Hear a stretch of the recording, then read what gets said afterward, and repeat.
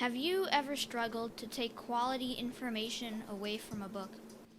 Well, in this video, I'm going to show you how I annotate books for school and for fun. Also, if you're unsure why you should be annotating books, check out this video, which I posted last week, which will show you 3 perks to annotating books.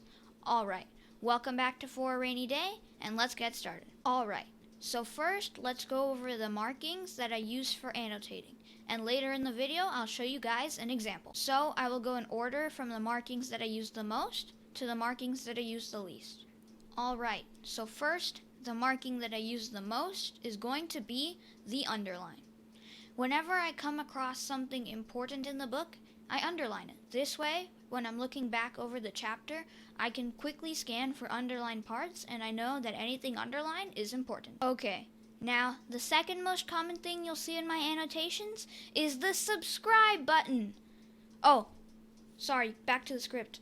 What I meant to say was that the second most common thing you'll see in my annotations are notes in the margins. Every time a new character is introduced or something happens that will affect the rest of the story, I take note of it in the margin of the book. For nonfiction books, I take notes in the margin for stuff that I want to remember or stuff that I want to put in my book notes later. The third most common thing you'll see in my annotations are brackets or stars. If there's ever an entire paragraph that I think deserves an underline, instead of taking the time to underline the entire thing, if it's a book that I'm reading for school, I will bracket that paragraph, or if it's a book that I'm reading for fun, I will star that paragraph. This lets an important paragraph stand out when I look over the chapter. Now, the fourth most common thing you'll see in my annotations is something that I use to mark really important pages. So, if I see that a page has a very important event or something really important happens on that page,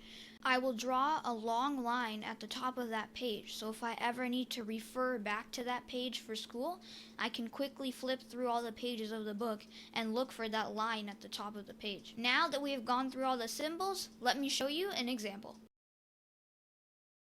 So, once upon a time there was a dog. I see that dog is an important character, so I will underline it. Next we have, this dog lived in the animal shelter where nothing really eventful happened. This I'm going to bracket because it shows the setting of the story, as well as what the dog's personality is towards the beginning. I'm also going to underline animal shelter because it's the setting, and I'm also going to underline nothing really eventful happened for the same reason. Now, this gets me thinking, well, how does the dog feel towards the beginning of the story? And this is where I'll write a note in the margin about my thoughts about how the dog feels. So I'll write, the dog is not happy to be in the shelter. Now we have, one day a very nice family came to the shelter and adopted the dog. This is very important, and this is a major event in the story, so I'm going to mark the page with the underline at the top.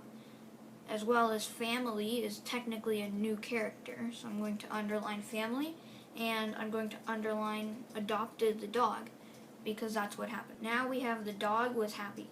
I'm going to underline dog was happy, because that shows a change in personality of the dog, and I'm also going to put that in the margin, saying that the dog has now become happy. And I'm also going to add, because he was adopted. Alright everybody, that is how I annotate books for school and for fun. This video was inspired by Thomas Frank's video on the topic, so make sure to check him out. Other than that, subscribe, like, share, and annotate the books that you read today. I'll see you guys next time on For a Rainy Day.